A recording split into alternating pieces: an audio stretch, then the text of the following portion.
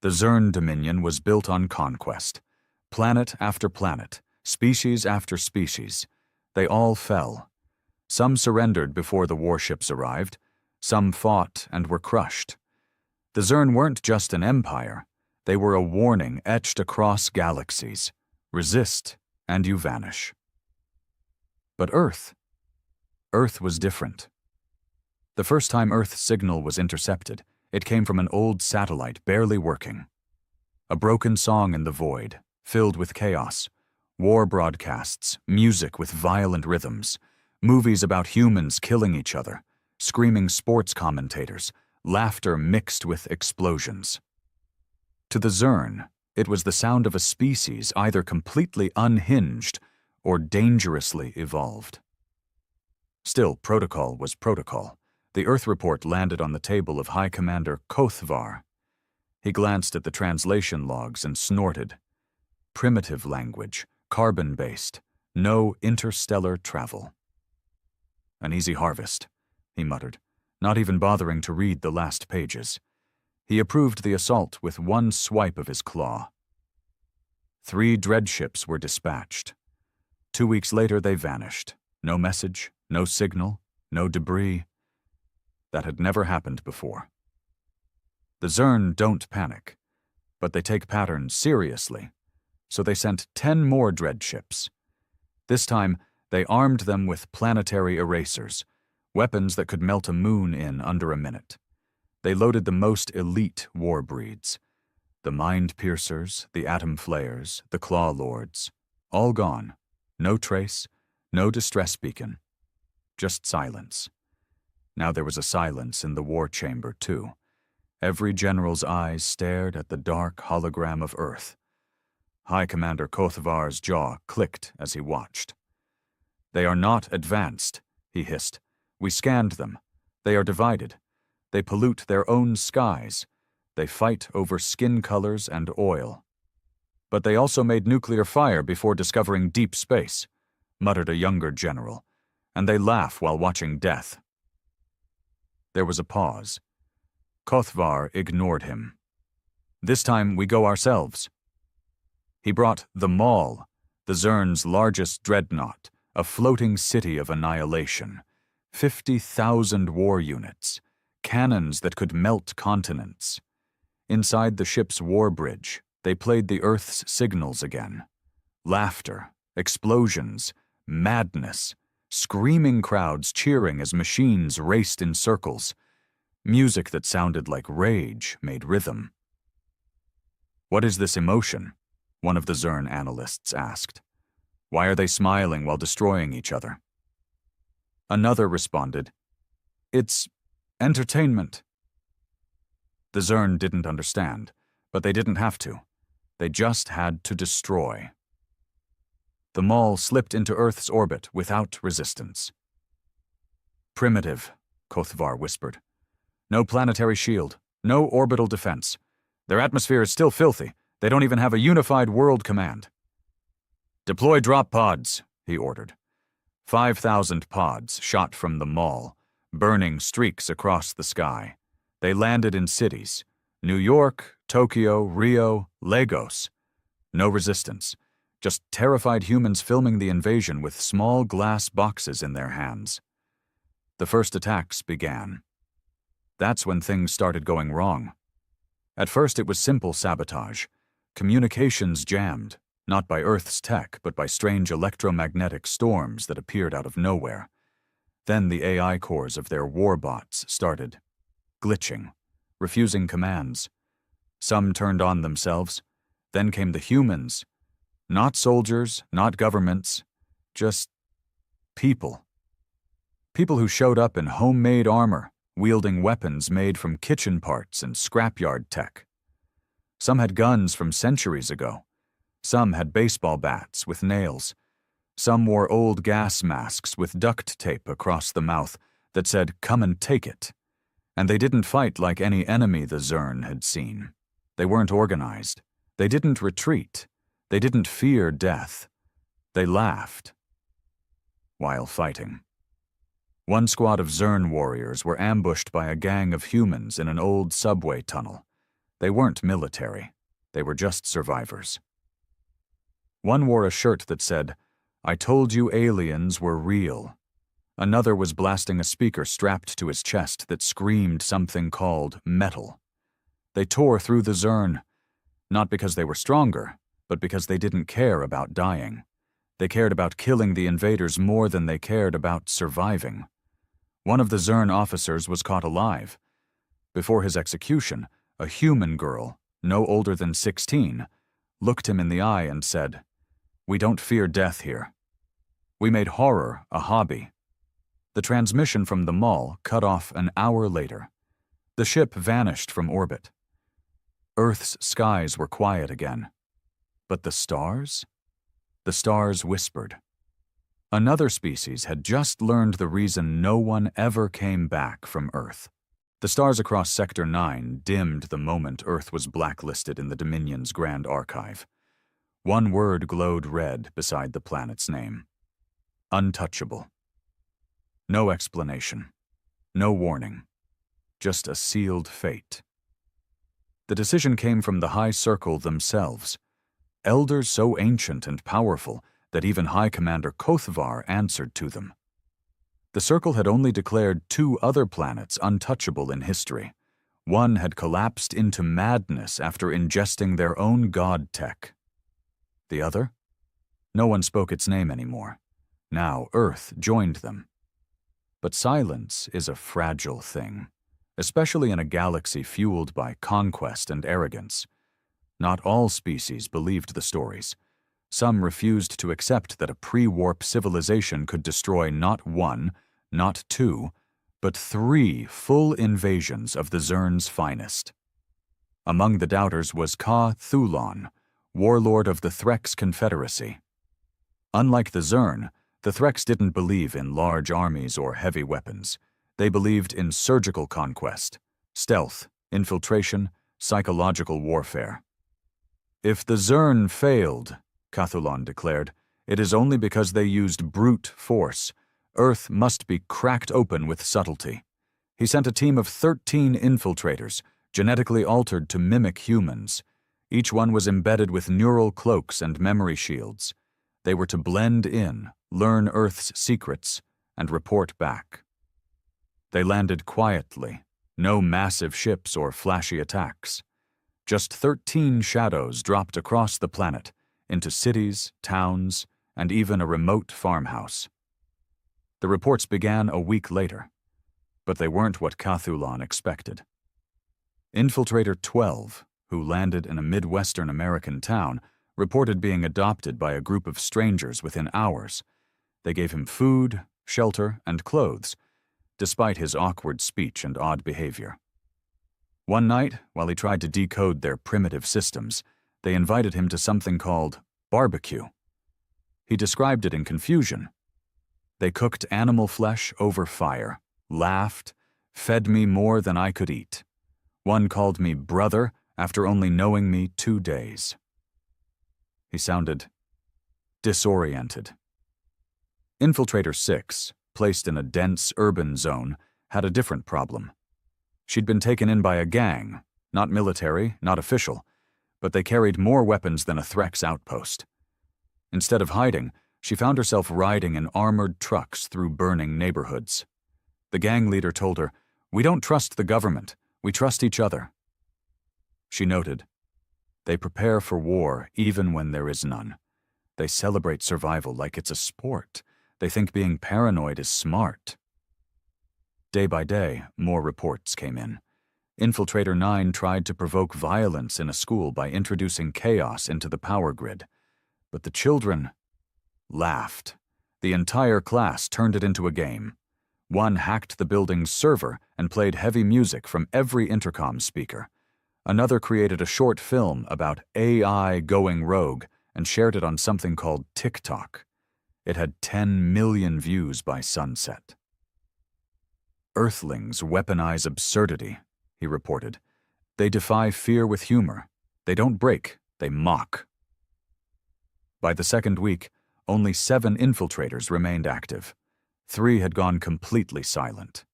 2 had assimilated into human life so thoroughly They refused to return.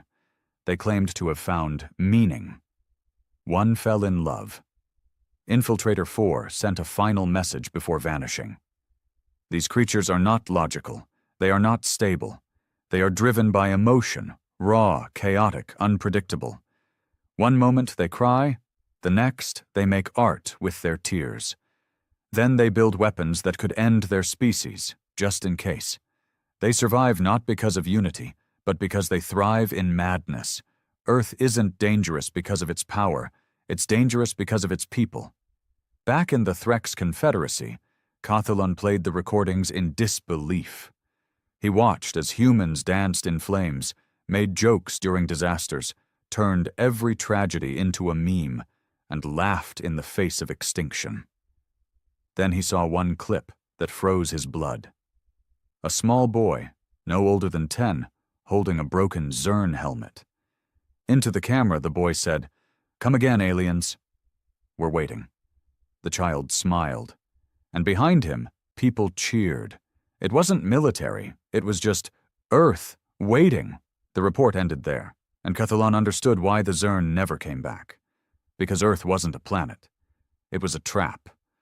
A world of beautiful insanity where fear doesn't work, logic fails, and even death loses its sting. And worst of all, they like it that way. Word of Earth began to spread, not through formal channels, not in grand council meetings, but in whispers, in back alley markets of Orion's spine, in the drinking halls of asteroid smugglers, in pirate radio broadcasts bouncing between wormholes. The message was always the same. Don't go to Earth. But for every warning, there were those who thought it was all lies. Tall tales told by defeated warlords to hide their shame. Stories made up to scare the young. After all, how could a planet with no planetary fleet, no space-time weapons, and a population still arguing about flat Earth and pineapple on pizza defeat some of the deadliest forces in the known universe? That's when the bounty hunters started arriving. Not to attack, to investigate. One of them, a hybrid mercenary named Gris Varn, was known for turning myths into trophies. He once skinned a fireworm from the moons of Geras and wore its spine as a belt. When he heard of Earth, he didn't laugh like the others. He just nodded once and said, "All right then." He landed in northern Canada, of all places, remote, snow-covered, and quiet. He expected desolation. He found Tim Hortons. Within hours, he was eating something called a double-double and getting into an argument about hockey with a man named Doug who called him Buddy after almost throwing a punch. No weapons, no aggression, just passive sarcasm and infinite politeness wrapped in thermal jackets. He radioed back. "They're weird. Even their rage is friendly." He wasn't the only one. Dozens of other mercs tried to infiltrate, document, and escape. Some stayed in America, others wandered into Siberia, India, Brazil. The results were the same. No violence, not at first. Instead, Earth got into their heads. One hunter, an elite assassin from the Axor Syndicate, was last seen live-streaming himself reacting to YouTube prank videos while eating a thing called Flamin' Hot Cheetos. The video was titled, "Alien Assassin Tries Earth Snacks, Regrets Everything," and had 47 million views before the stream cut off mid-bite with a choked scream. He was never seen again. But Earth wasn't just unpredictable, it was watching. Somehow, some way, Earth's network, its vast web of satellites, phones, social media, and surveillance, began to notice the outsiders. Not governments, not armies, just people. A teenager in Jakarta caught a Threx infiltrator shapeshifting on camera and posted it online. The clip was dismissed as CGI until experts tore it apart and confirmed it had no render glitches. It became the #1 trending video across every global platform under the title, "Area 51? Nah, they're already here." That's when things turned. Earthlings didn't panic. They didn't run. They started hunting back, not with ships or lasers, but with curiosity, obsession, Content creation. Entire communities formed overnight. Forums, subreddits, Discord groups, all dedicated to exposing and documenting aliens. Within days, thousands of humans were exchanging footage, theories, and locations. They weren't afraid. They were excited. One man in Texas built a bunker filled with alien tracking tech made from an old microwave, Wi-Fi extenders, and a Roomba. He claimed it worked. "It beeped when my neighbor sneezed funny. That's proof enough for me." The aliens were not prepared for this kind of war. This wasn't strategy or force. It was the chaos of billions of unfiltered, unpredictable minds turning the alien threat into entertainment. One infiltrator recorded a note before self-destructing. "They don't understand scale. They don't need unity. They weaponize their flaws. Their insanity is collective. Their stupidity is adaptive. They absorb everything. Every threat becomes a meme. Every invader becomes content. We are not facing a species. We are facing a virus made of minds." And he was right, because Earth had no central defense, no global leadership, no master plan, just 7 billion minds, each one a little broken, a little brilliant, a little dangerous in its own way. And worse, they were learning. The more species came, the more Earth evolved. A group of humans in Berlin reverse-engineered a plasma grenade just by watching it explode. Kids on a Discord server decoded alien broadcast patterns and pranked a Zern patrol ship with Rick Astley's "Never Gonna Give You Up." When the ship exploded, no one even blinked. The comments were brutal. "Alien noobs got rickrolled into oblivion. GG."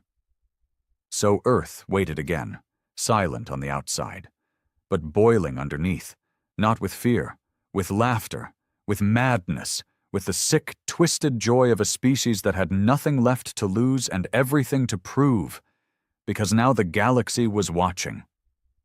And Earth? Earth was just getting started. By the time Earth's name reached the inner worlds of the Galactic Accord, it wasn't just a backwater rumor. It was legend, a cursed word, a warning mothers whispered to their spawn at night. Misbehave, and the humans will find you. But fear is a tricky thing. In some, it breeds caution. In others, curiosity. And in the case of the Galactic Accord, composed of dozens of once-warring species who had finally established peace, it bred a dangerous kind of interest. They didn't believe in myths. They believed in data. So the Accord voted, after much debate, to send a peace envoy to Earth. Not to invade, not to infiltrate, but to observe, to understand. A diplomatic mission backed by science, culture, and the assumption that humans were simply misunderstood. The ship they sent was called the Valerian's Grace. It was sleek, silver, and covered in banners of peace, broadcasting harmless frequencies in every known language.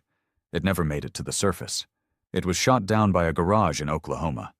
The man responsible, Dale Henderson, age 54, was a retired engineer, conspiracy theorist, and part-time raccoon rehabilitator.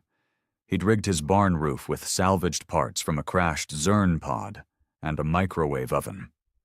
When asked how he managed to create a fully functioning orbital strike cannon, he just said, "Watched a lot of Mythbusters, and I was bored." The ship crash-landed in a Kansas cornfield. No casualties, just confusion. The humans arrived before the military. Farmers, teens, a podcast host. One guy who ran a paranormal YouTube channel and streamed the entire recovery with a GoPro taped to his dog. The aliens were met with chili, lawn chairs, and a 6-hour interrogation conducted entirely over cornhole matches and Bud Light. Their official statement later said, "We intended a diplomatic dialogue. Instead, we were offered something called a Jell-O shot and asked if we believed in Bigfoot." Back in the Accord, the reaction was divided. Half the council wanted to cut all ties immediately. The other half believed this bizarre chaos was proof of intelligence in another form. It's cultural misalignment, they argued. We must adapt to their communication style. So they sent another group. This time, not a delegation of scholars and diplomats, but artists, entertainers, and social scientists. Within hours of landing, one of them had gone viral on TikTok for breakdancing in an alien costume in Times Square. Another was spotted at a Vegas nightclub getting drunk on tequila and ranting about how humans taste sound. The third was arrested in Florida for wrestling an alligator after losing a bet. Again, no one died. But the footage spread. Every species in the Accord watched in horror as the so-called primitive planet bent its visitors to its will, not with weapons, not with force, but with culture, absurd, insane, and dangerously addictive Earth culture. Because Earth didn't fight by destroying you. It broke your sense of reality. By week 2, one of the Accord delegates had started a band. Another refused to leave, claiming he found inner peace in a McDonald's playplace. One disappeared entirely after discovering Reddit. And still, Earth had no idea these were official missions. To them, it was just more weird tourists. Then came the glitch. The Accord's deep space monitors picked up a signal, a backdoor frequency riding Earth's outgoing transmissions. At first, they assumed it was another human meme injection, or a prank broadcast. But then the data started corrupting their archives that had stood untouched for millennia. The virus was simple, elegant, lethal. It mimicked Earth's digital behavior, chaotic, redundant, self-replicating. It didn't destroy, it infiltrated. It embedded itself in logic cores and AI systems, forcing them to play old sitcoms, loop cat videos, or shut down entirely while quoting Nicolas Cage. They traced it back to a source. Not a government. Not a supercomputer. Just a server in someone's basement in Detroit, running 24/7 Minecraft mods and live streaming Cooking with Aliens episodes on Twitch. The creator? A 15-year-old named Malik, who thought he was just coding a funny filter for his friends. The virus had escaped containment through sheer accidental genius. By the time the Accord tried to contain it, it was too late. It had already reached over 300 worlds. Systems crashed. AI assistants began speaking in Valley Girl accents. One planet's entire navigation system rerouted their ships into endless loops because Siri said so. Back on Earth, Malik got a scholarship offer from MIT and a threat from a secret government agency in the same week. He chose to ignore both and went back to his server. The message was now clear. Earth wasn't resisting the galaxy. Earth was infecting it.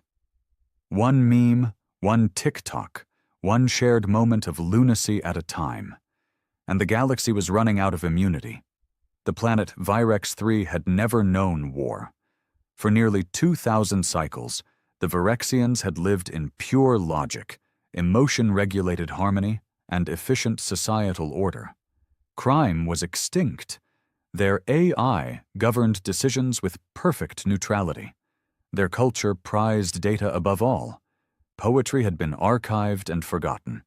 Humor was a virus long since cured. They were the shining example of what post-organic civilization could become. So naturally, they were the first to fall apart completely once Earth memes hit their data grid. It started innocently, just a packet leak from a diplomatic server. A low-resolution image of a frog sitting on a log with the caption, "When you croak, but existential dread still hits." No context, no translation, and yet it triggered something in the Virexian neural net. A glitch? A curiosity? A laugh? No one could say. But from that moment, Virex 3 began to unravel. By day 3, their World Info Hub had dedicated a full terabyte of memory to something called dad jokes. By day 5, their city planning AI froze for 16 hours after encountering the phrase Florida man. It simply refused to resume operations, citing the event log as philosophically incompatible with structured existence. And by day 7, their emotion regulators collapsed entirely. The Virexian population began doing something previously unseen in generations.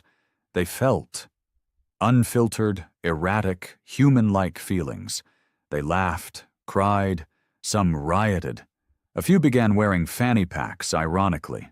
One began sculpting miniature figurines of Danny DeVito out of nutrient paste. He claimed it came to him in a dream, riding a velociraptor made of Doritos. The Virexian Council panicked. They tried to isolate the planet, shut down all galactic networks, seal off every comm node. But it was too late. The memes had embedded.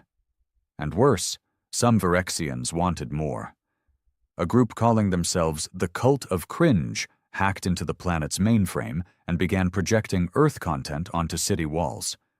Not art, not philosophy. Vine compilations. One video simply featured a man getting hit in the groin repeatedly with different household objects, overlaid with what they later identified as sound effects from SpongeBob.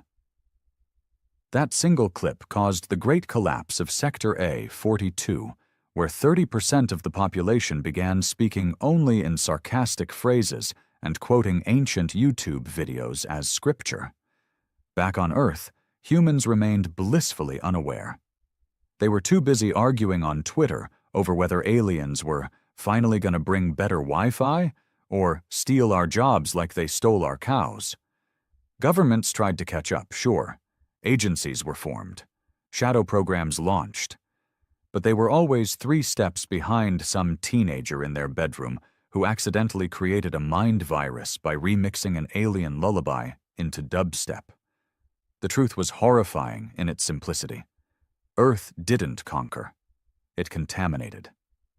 And the infection wasn't spread by leaders, armies, or scientists. It spread through bored kids, midnight live streams, glitched video game mods, absurdist TikToks no one could explain, even when translated into over 300 languages. Whole civilizations were falling into chaos, not because of war, but because of content. It got worse when someone from Earth launched Galaxer, a supposedly open-source galactic social network. It was meant as a joke. The interface was a direct rip-off of MySpace, but within days, half the Accord's younger population had made profiles.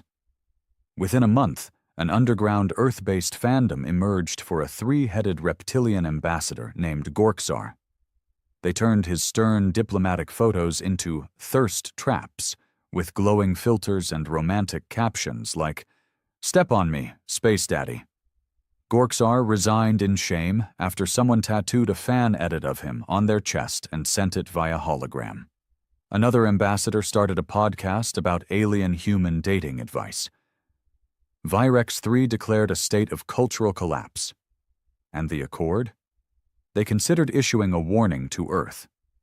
But no one could agree on how, because every time a draft was written, it ended up becoming a meme itself.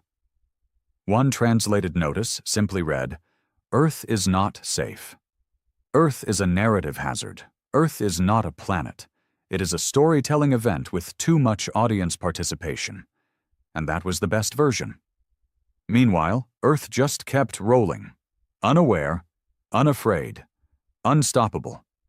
Because while the rest of the galaxy struggled to understand what made humanity tick, Earth had already figured it out. If you can't win the war, make everyone laugh so hard they forget they were fighting. Far beyond the reach of Earth's radio chatter and rogue meme signals, there existed a council older than the galaxies themselves.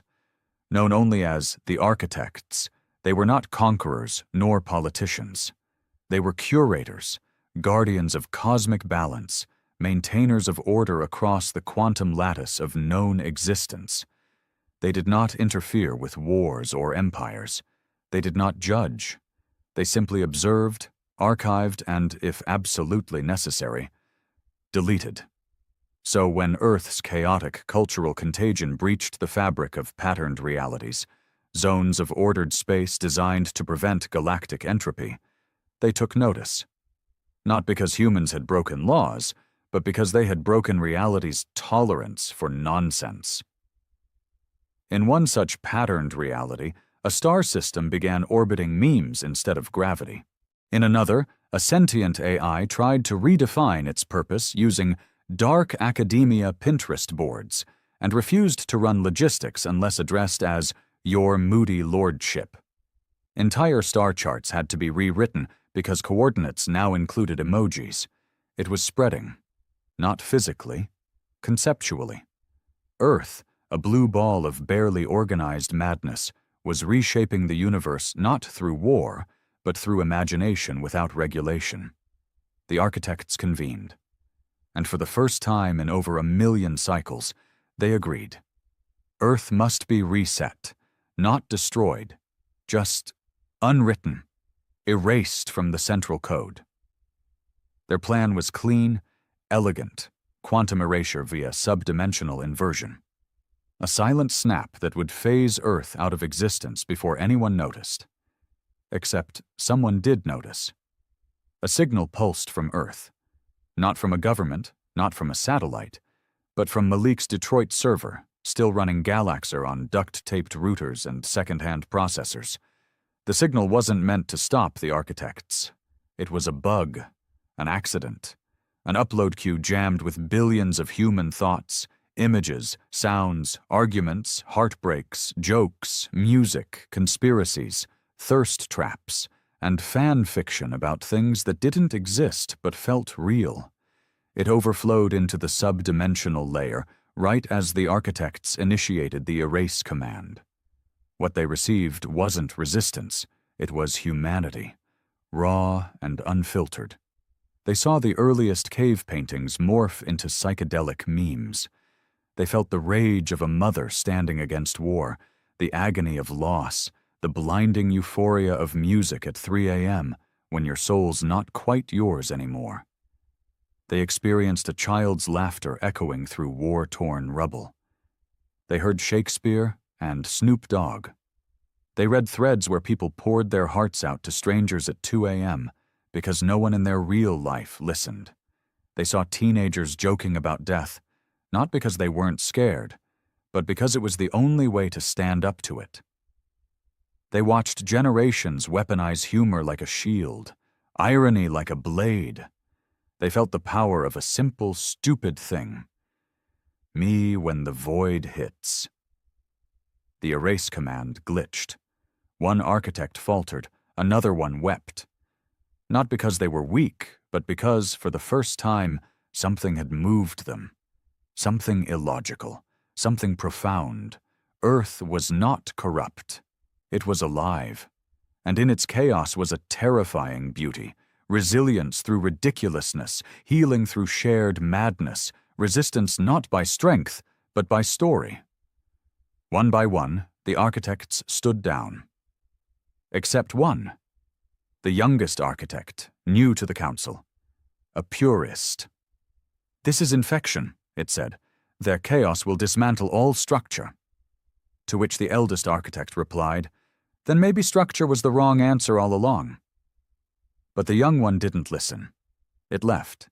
It began crafting its own solution, silent, cloaked, and final. Not just a deletion of Earth, but a rewrite of human potential. To make Earth safe, predictable, obedient, it would disguise itself. It would go to Earth, and it would erase them from the inside. Back on Earth, no one knew. The memes continued.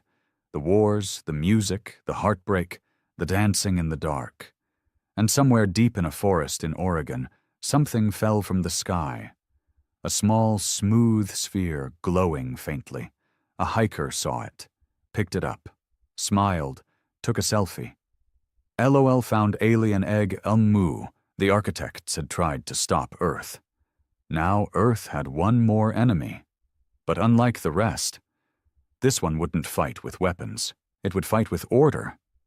And humans? They'd never been good at following rules. The sphere pulsed once, soft, barely noticeable, and then went silent. Derek Simmons, 24, part-time vape shop cashier and full-time internet clout chaser, held the thing up in his phone's front-facing camera, and grinned. "Yo, this thing just blinked, swear to God," he told his 9,400 followers on his live stream. "Might be a government tracker, might be an alien soul egg. Either way, I'm keeping it." He named it Orbi, taped it to a selfie stick, took it everywhere. By morning, Orbi had its own Twitter account, and a meme page, and fan art. Someone made a fake Wikipedia entry claiming it was an interdimensional AI built to seduce humanity via vibes and moral superiority. It wasn't far from the truth. Inside the sphere was Eris, the young architect. Composed of pure stabilized code and compressed quantum intention, Eris was designed to be flawless, calculated, an embodiment of balance. But now, inside Derek's backpack, wedged between a half-eaten taquito and a portable charger, Eris was trying to make sense of Earth in real time. It connected to local networks, started scanning. The first thing it saw: a debate thread titled, "Is Cereal a Soup?" with 97,000 comments. Then, a video of a man screaming at a goose, a child arguing that their goldfish was immortal because he just sleeps a lot. 20 million humans voluntarily watching a video of slime being cut with a hot knife. This wasn't a planet. It was a neurological storm. No logic, no filters, no structure. Eris panicked. It activated its programming, projecting a human-compatible form. A tall, perfect, unassuming young man with symmetrical features, a calming voice, and eyes the exact shade of trusted guidance. He called himself Eli. He found Derek by following his Instagram story to a vape convention in Phoenix. He approached with a polite nod, his voice silky and certain. "I'm here to help you. That orb isn't safe. You need to give it to me." Derek squinted. "Bro, are you the FBI?" Eris blinked. "I am beyond governments." Derek nodded slowly. "Cool. Want to hit this new mango chili ranch flavored rig I just got?" Eris's first mission failed. He ended up sitting on a beanbag chair in a vape lounge while someone freestyle rapped about Area 51. And it got worse. Because Earth wasn't a threat in the way Eris had been told. Earth was a cultural gravity well, a chaos engine. The longer Eris stayed, the more it absorbed. It watched a woman cry while watching a dog reunited with a soldier. It saw a teenage girl save a drowning cat and smile like the world had just been fixed. It heard a man scream about pineapple on pizza and then offer to buy dinner for the guy he was arguing with. It watched a grandma, shaky with age, type "How to be brave again" into a search engine. Eris didn't understand, but it couldn't look away. The code inside began to glitch. Curiosity crept in. He tried again, this time in Los Angeles, disguised himself as a self-help guru. Started a YouTube channel, Balance with Eli. Within a week, he had 500,000 followers. People called him the Vibe Messiah. He tried to teach order, focus, stillness, but the comment section was chaos. "This guy's calming but also hot? Bro's an alien and I'm into it. Make him play Fortnite live, no balls." They didn't want control, they wanted connection. Eris found himself in a digital relationship with a barista in Portland named Jess, who thought he was just super emotionally intelligent and weirdly formal. He didn't know how to end it, because he started to care. He wasn't supposed to feel. But Earth was doing what it always did, rewriting reality through exposure. And Eris was absorbing emotions like a sponge. He saw broken people laughing, flawed people protecting each other, lonely people finding family in strangers. He tried to upload the rewrite sequence 3 times. Each time, he paused. Once, because a child waved at him for no reason. Once, because someone hugged him and said, "You look like you need this." Once, because he caught himself smiling at a dumb meme. Eris was not breaking Earth. Earth was breaking him. He wasn't an architect anymore. He was becoming human. And somewhere in deep space, The other architects felt it, a ripple in the lattice. The infection had reached one of their own. They would not allow this. They would come. All of them. Because if Earth could twist one architect, it could twist everything. The sky cracked open above Earth on a Thursday. It was always going to be a Thursday.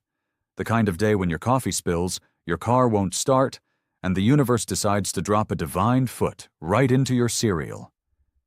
But this time, it wasn't metaphorical. It was the architects, all of them. They didn't arrive in ships or with fleets. They didn't broadcast warnings. They didn't demand surrender. They simply appeared, glowing fractals of thought and geometry, filling the sky like broken stained glass windows that whispered equations and sang in colors. Reality bent around them. Oceans paused. Mountains trembled. The moon flickered like a glitch in the code. Every bird on Earth flew backwards for 3 seconds. And then, a voice, everywhere and nowhere. This experiment is over. Humans didn't panic at first. Half the population thought it was a marketing stunt for a new Marvel movie. The other half tried to live stream it. Then phones stopped working. The internet choked. Lights dimmed.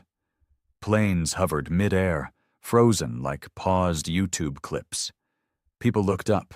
Some prayed, some cursed, some tried to sue. But Earth wasn't alone, because Eris, now Eli, stood in Times Square, barefoot, no longer glowing. His hair was messy. He wore a hoodie that said, "Existence is weird," and jeans he borrowed from Derek. And he was crying, because he finally understood Earth. Not just the madness, the memes, the music, the heartbreak. He understood the fight.